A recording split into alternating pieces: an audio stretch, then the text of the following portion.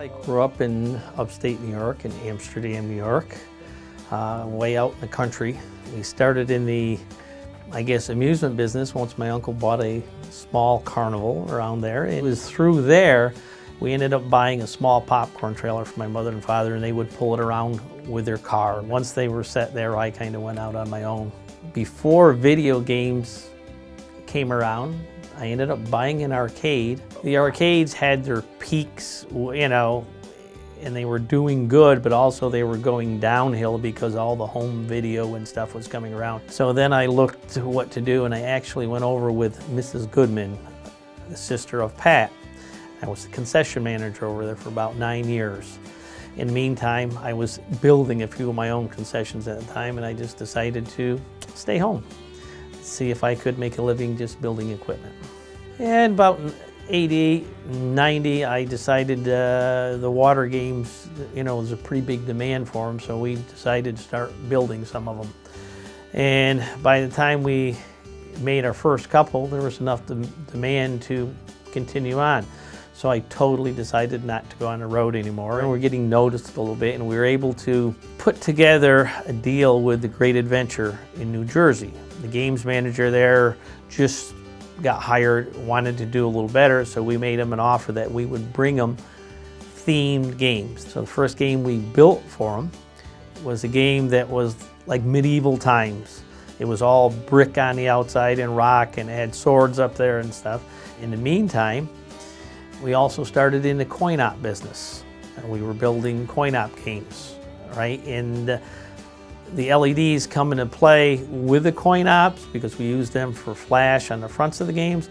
And they weren't what I call the LEDs you have today. They were like a bubble gum. You had to take them and place each one in the spot on the board and solder it to make the LEDs work.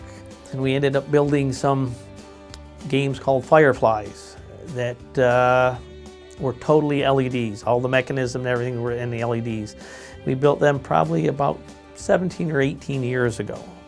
After making the LED water games, there was a little bit of lag of what new to bring out. Everybody's always looking for the newest thing. So we had made some trips over to Oktoberfest in Netherlands and looked at all the equipment over there, and everybody used French roof trailers. So when I came back, I told my crew we were building the biggest water game ever. And they looked at me like I was crazy, didn't understand what I was going to do. We made the game and we took it to Tampa. Joey Fowler booked it in, Ed Gregory, and we brought it in the middle of the night so nobody could see what it was. Once we set it up, everybody would come back to the trade show and said they never saw anything like it. When we first went to OABA, just to walk around to sell LEDs, it was just starting. And everybody wanted to update their wheels, and they looked at it. It was very expensive at the time, but it has a few benefits.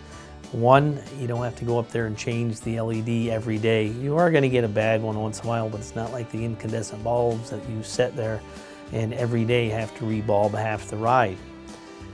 Another advantage is they're about 95% efficient. You're cutting down at least 90% of your power use. You're only using about 10% of what they used to. Also, you can change the programs in them and make them a different color. If you have Memorial Day or 4th of July, you can put a red, white, and blue program in, and only also taking an old ride and putting new LEDs on it. The committees and fairs think it's a brand new ride when you bring it in that year instead of having to pay hundreds of thousands of dollars for a new ride.